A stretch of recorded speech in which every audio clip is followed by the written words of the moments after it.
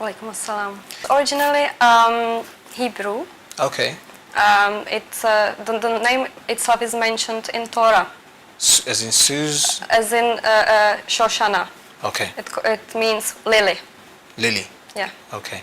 So you yourself are originally from? Czech Republic. That's where you were born? Yes, I was born in Czech Republic. Okay. Alhamdulillah. What is your background? What is your religious background? Because obviously you converted to Islam. So, I don't know, from the Czech Republic, I'm guessing you might have been a Catholic beforehand.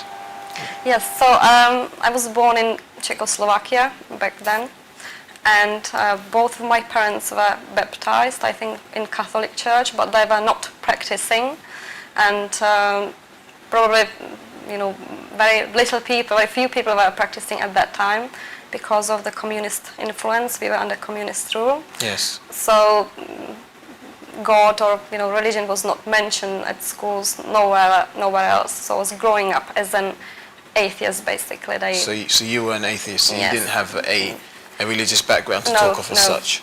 And with the communist kind of ideology, communism, were they actively trying to eradicate religion from the society? I mean, were there people still practicing religion, or were they oppressed if people were practicing religion or not?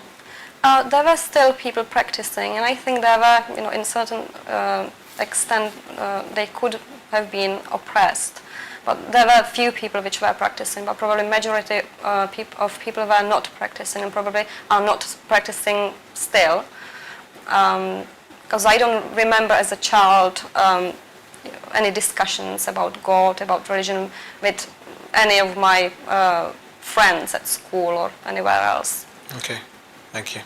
And in the Czech Republic at the time, let's call it Czechoslovakia, because at that time it hadn't split into the Czech Republic and Slovakia, which took place in 1993, if I recollect correctly.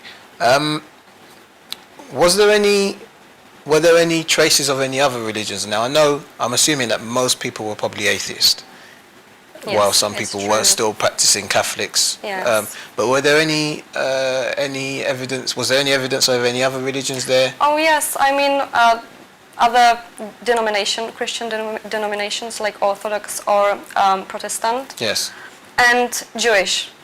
Okay. There is quite large Jewish community, and there is like a part in Prague, very famous part, which is the Jewish quarter. Yes, right. Jewish quarter. Okay. And what about, I don't know, Islam, Hinduism, I guess back in those days? No, we learned about these religions at school, but I don't remember about anyone being Hindu or Muslim. There were quite few immigrants at that time. Now it's more, people are coming more to Czech Republic, to Czech Republic. But at that time there were few immigrants, there were few experiences with other religions. Probably somebody could have mentioned Buddhism, but otherwise nothing. I mean, mostly people were not practicing anything. Right. There we are. And about this atheism, was this because you were saying your parents were baptized? I mean, where did you pick up your ideology? Was it fed to you through the school system? Was it through your parents? Was it through what you were seeing on television? Or was it just kind of a natural, I don't know, state of mind? I think it came natural, because if we are not getting the information from the very young age about God, so then it's very hard to feel what it is like. So I mean, I felt there was nothing, because they didn't tell us there's anything, or they rather said there was nothing. There was nothing, and at school they spoke against religions when they were speaking about religion, and they taught us the Darwin theory of evolution. Okay. So how the life became and how humans developed from monkeys and all. So.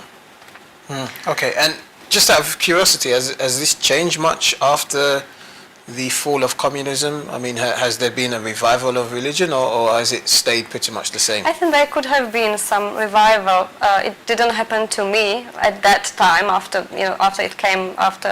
we came out of communism. But I remember when I was in my high school, there was a teacher and we had lessons about different things, and she was Christian, and she taught us about Bible and biblical stories, and she was believing. So it was the first time I really like noticed the difference. Otherwise, in the primary school after the fall of communism, there was nothing like religious classes.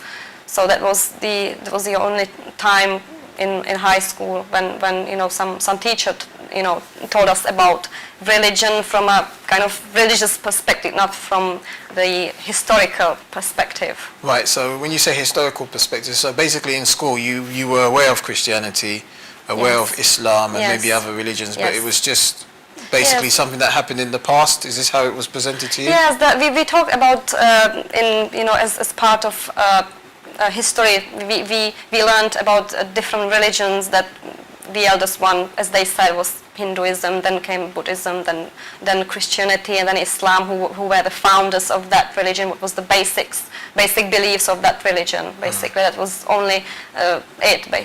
Okay, so more of an academic, historical approach. So, growing up, were there ever any experiences that you would, I guess I would call them metaphysical, anything that would connect you with Allah subhanahu wa ta'ala as a youngster, despite the fact that you say you were an atheist? Yes, I think it was interesting that as a child, there was a period I used to pray to guardian angel.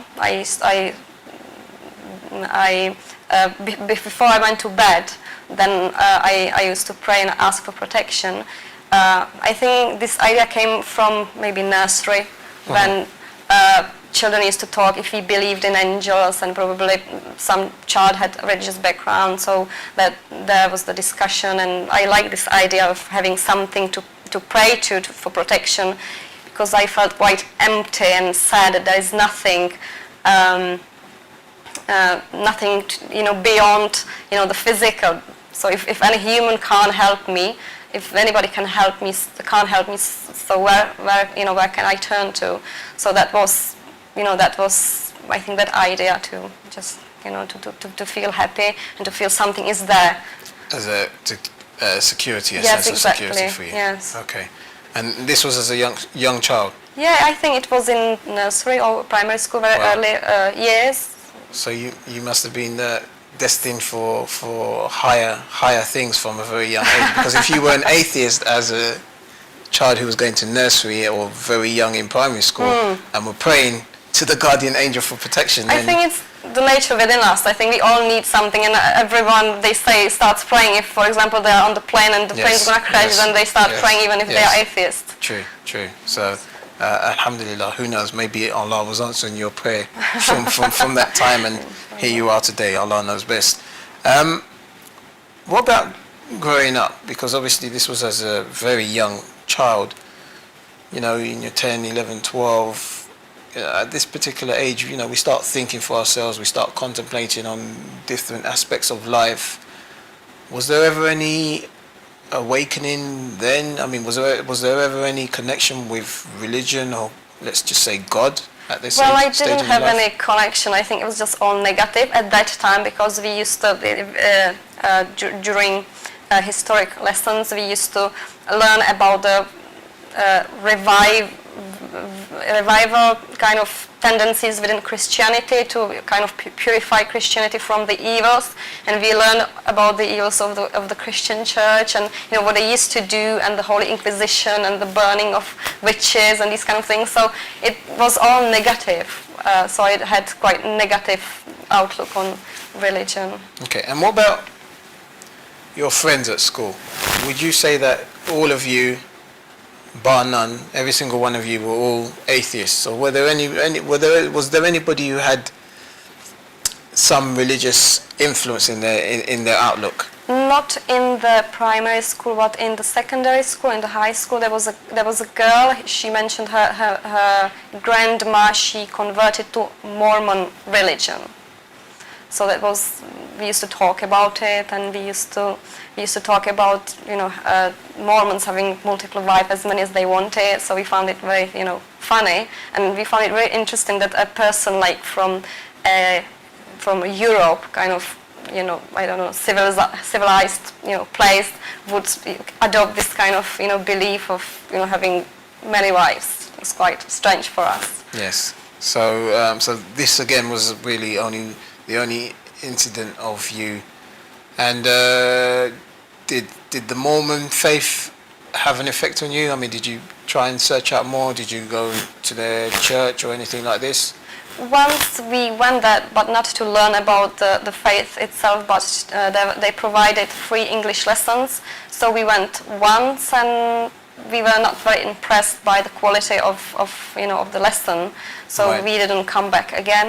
Okay, so you're still firmly rooted in atheism, Yes, and there yes, hadn't been anything yes. to shake you out, Yes, very much. to Yeah. uproot you from your beliefs, Yes. which is fair enough.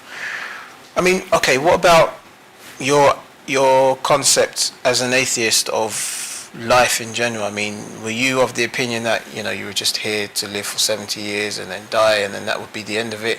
Because that's generally one of the arguments of an atheist. That's what we were taught. So I found it very scary to think that I'm living and I'm just feeling being myself, and then suddenly I die and there would be nothing for eternity. And I used to be so scared of death, and I started like pushing this out of my head, this thought, and then I learned about reincarnation. Yes. And I kind of, as a comforter, basically, I adopted this, that I would be, born again. Okay. So like someone else probably, but, quite confusing belief, but it gave me some comfort that it's not going to end, with my death. And Okay. So you would die and then you'd come back as something else, and Yeah. then this is how your life would continue.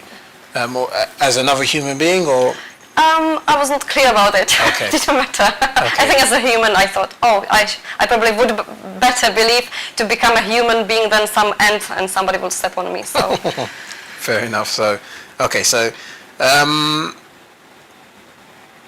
how then did you come into contact with Islam? Because, as you said, back in those days when it was called Czechoslovakia, very few immigrants. And I would imagine there wouldn't be many people, indigenous people from your country who had become Muslim, and if they had, they would be very hard to find.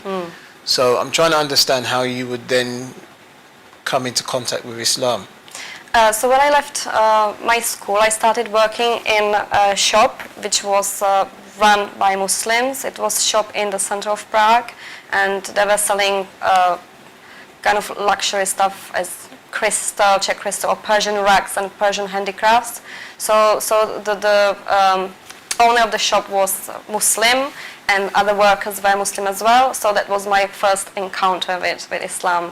Okay, and up until this point, what was your impression of Islam? Well, before you started working in the shop? Very negative, because of what I had heard and what I, the movies I saw, the books I read, Not Without My Daughter, and these kind of books. So I was not very, I didn't really like Islam. I thought it's oppressive religion and oppresses women and it's violent and backward and barbaric and all these kind of things. Not progressive. Yes. And so you started working in this shop. So Yes. you must have been thinking, oh my gosh, I'm working with these people that I've heard so much about, and here I am.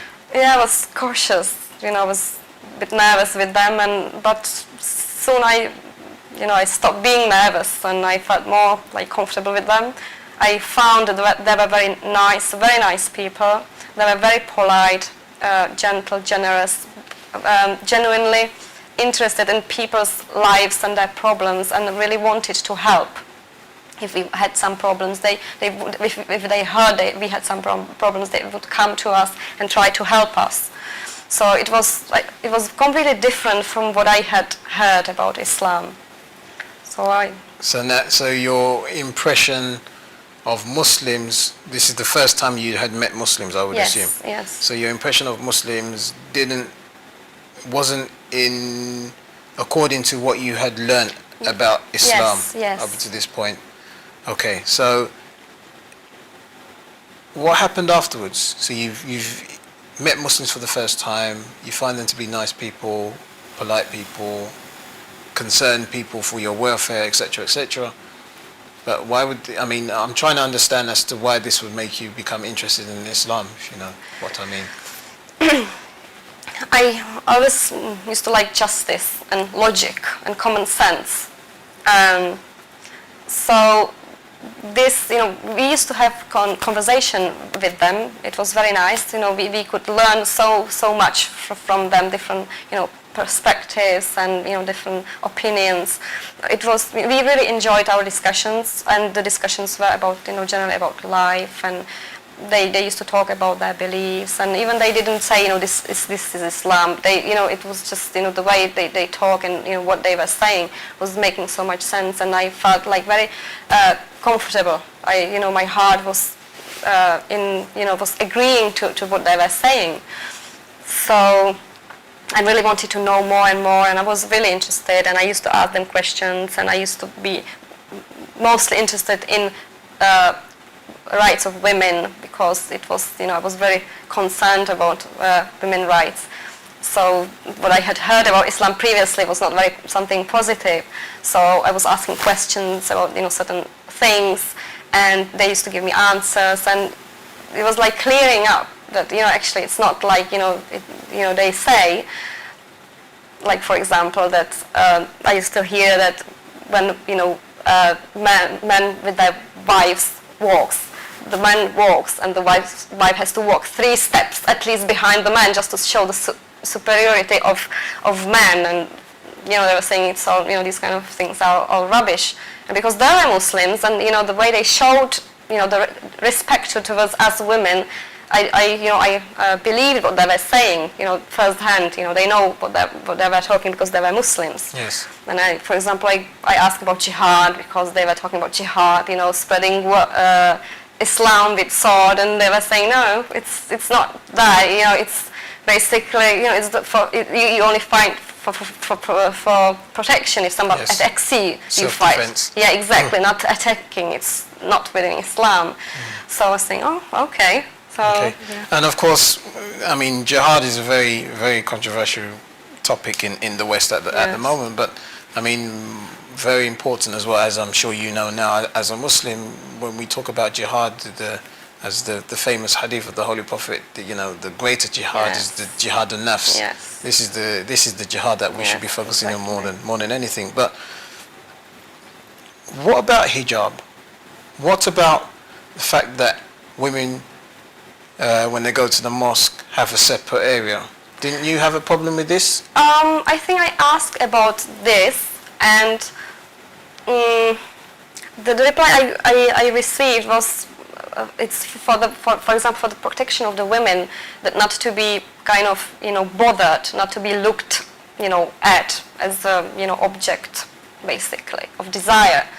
So so obviously at the beginning the separation I didn't really like, because I didn't know why, because I was always told that the mixing of genders is because forbidden, because women are something lower than men. That's how I understood Islam. But when I learned that it's men are separated from women and women from men equally, it's not that we are not allowed to do something. They are not allowed to do things like handshake as well. It's not that women are not allowed to shake hands of men, because I mean it's the both ways. Both ways, yes. Yes. So there were many things which were put the wrong way by the people who used to talk negatively about Islam, and I started understanding the right way as they explained. And hijab, it took me a while to appreciate it, but again I was explaining it's for the protection of the woman basically. Fair enough. Now they were explaining all of these things, and you were coming to terms with their explanation of how women actually are not to be treated as objects of desire, as you put it. All well and good. So it sounded like they were quite eloquent in their in the way in which they put across the Islamic viewpoint, hopefully. Did you ever see them interact with their own family members? In other words, were they practicing what they preach? Because it's very easy for me to sit here and say, oh, Islam, respects women and it wants to protect them and etc., etc., but then maybe do something contrary in the way that I behave with my partner, for example, my wife. How did they behave? Very good question. Well, from the colleagues, most of the colleagues I couldn't say because they were from another country, and the whole family was back in their country, so I couldn't really say. But our boss was there in Czech Republic with his family, with his wife, with his one child at that time, and we used to visit him. He was, and I really, he was a really nice man, really, and he still is a nice man, and his wife is a nice woman, and he really, I really saw what the proper family is like, what it should be like. Right. And how the couple should be like. They were always, I found them loving each other. They were probably not saying anything, but just the way they interacted. Yeah, exactly. How they treated the child, and how they treated everyone around, and it was really pleasant atmosphere. And I, as a non-Muslim, I really enjoyed their company. I used to go there, and I used to study Islam from them as well. When I married, after I married, then yes. But me and my husband used to go there, and I used to learn Islam from them. Okay, thank you. And we'll talk a bit more about how you learnt Islam from them a bit later. We're going to go to a break in a minute, but before we do, I wanted to know if the effect, I can see it in your face now, when you're talking about your experiences of these discussions it had on you, was this just you? Were your colleagues being drawn to the attraction of Islam as well, or no? No. I mean, they appreciated their kindness, and they sometimes exploited their kindness as well. Really? Yeah, but they were not drawn to Islam. Although some of the colleagues, they met other girls, Czech girls, and they accepted Islam, but it was not within our shop. I don't know if I can say that, but okay. No, thank you very much so far, Sister Zuzana Naqvi. Inshallah, we're going to go to a break now, as I said, and when we come back, we'll talk about the progression to you actually converting and your experiences thereafter.